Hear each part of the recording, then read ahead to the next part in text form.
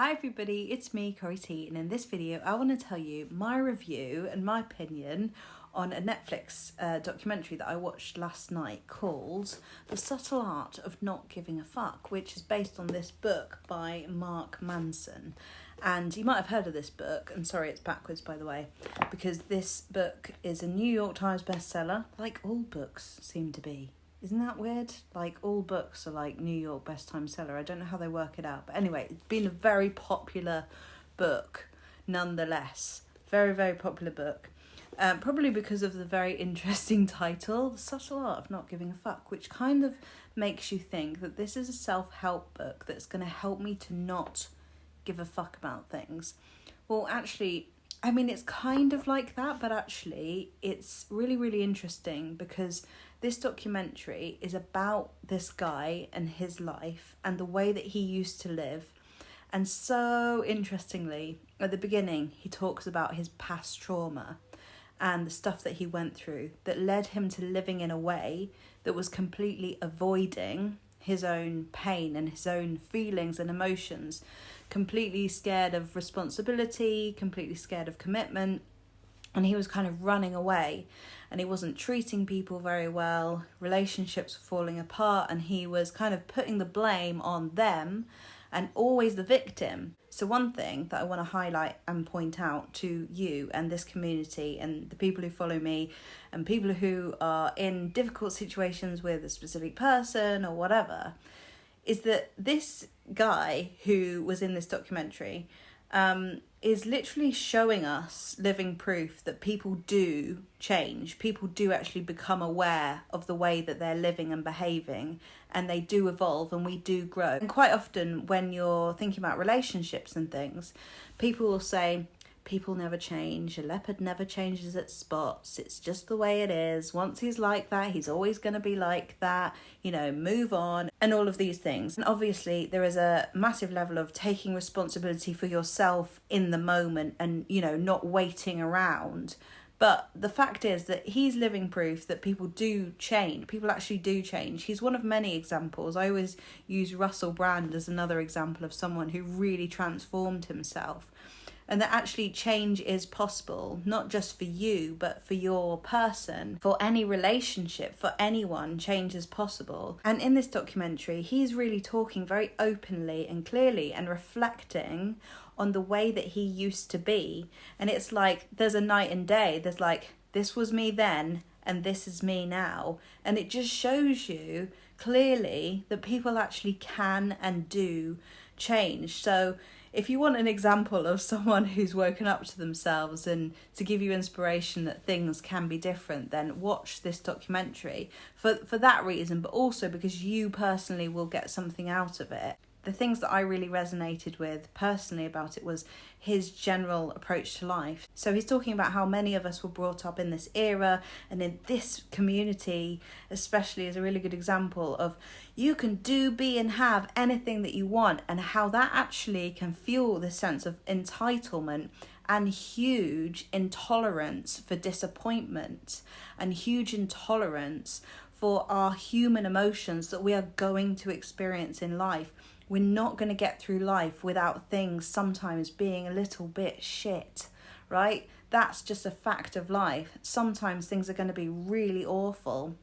And what he's saying is, if we can stop trying to avoid that and actually accept it and embrace it, then we can choose to really care about the things that actually matter.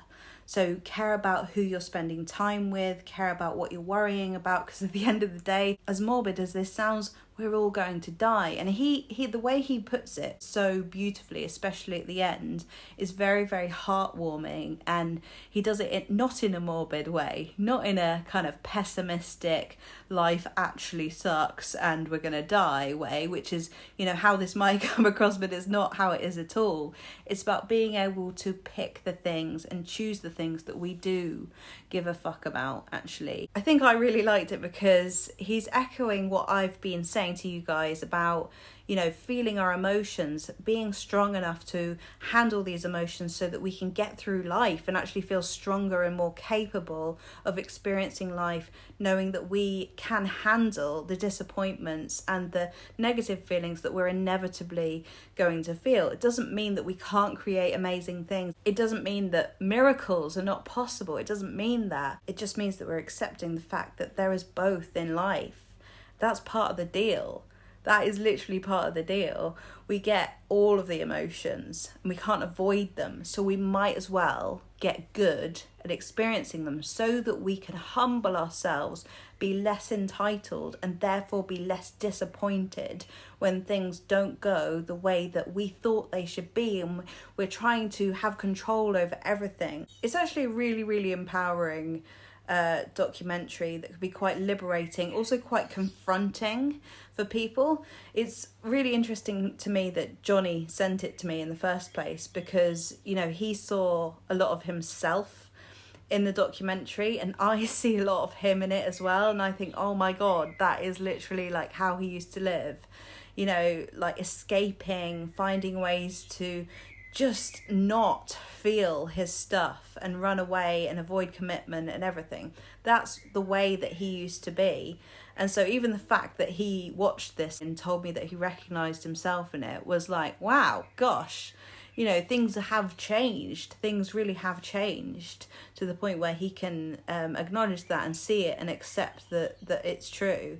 And I think a lot of people are experiencing the same thing. There's a really good bit in it which talks about the hero, if there was a hero character, of the disappointment panda, which would actually be a hero, but would come up to you and say things like, you know, that car that you really want to get, it's not going to make you happy in the long run, and things like this. And actually it seems negative and pessimistic, but actually it's true. It's the message that you know, that I've been trying to say to you for a while now, which is these things outside of us that we're trying to get and we're trying to manifest and we're trying to hold on to, they're not sustainable happiness. It talks a lot in the book and in the documentary about self-responsibility, about taking responsibility for our experiences, and more so taking responsibility for our reactions and our perceptions of our experiences. So something might happen in our life that seems very traumatic and difficult, and then we have a choice then, when we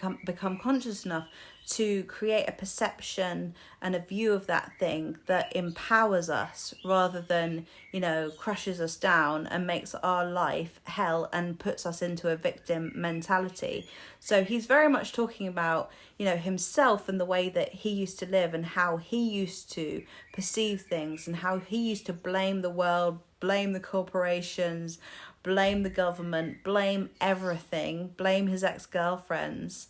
And didn't take responsibility for the fact that he had a role in the life that he was choosing to live based on the perceptions and the thoughts and the feelings that he's having. And this is how we create our reality, right? This is how we can transform our reality, when we start to become and really take massive responsibility for the way that we are showing up in the world and who we are being. So actually, this documentary really isn't about just not giving a fuck about anything. It's about learning to really care about the things that really matter, and actually enjoying the sacrifice that it might take to do certain things in your life when you know that they're meaningful to you. So, you know, sacrifice doesn't feel so bad when the goal is meaningful.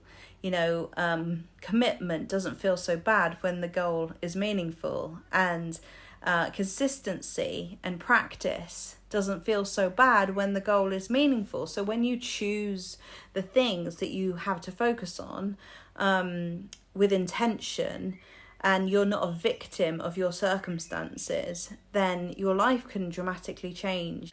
So I thought it was really interesting, particularly about, you know, what I said earlier about how people do change. You know, things do change, and he's a great example of a man who transformed really through his life's experiences. Some painful things happened. He basically woke up to himself, and now as a result has a more fulfilling life and is responding to the world as a better, more loving person. And we can all do that. We can all do that. So yeah, I just thought I'd tell you about this one, and I would love you to come back to this video and tell me what you think of this documentary. Tell me what you got out of it. I'd love to hear.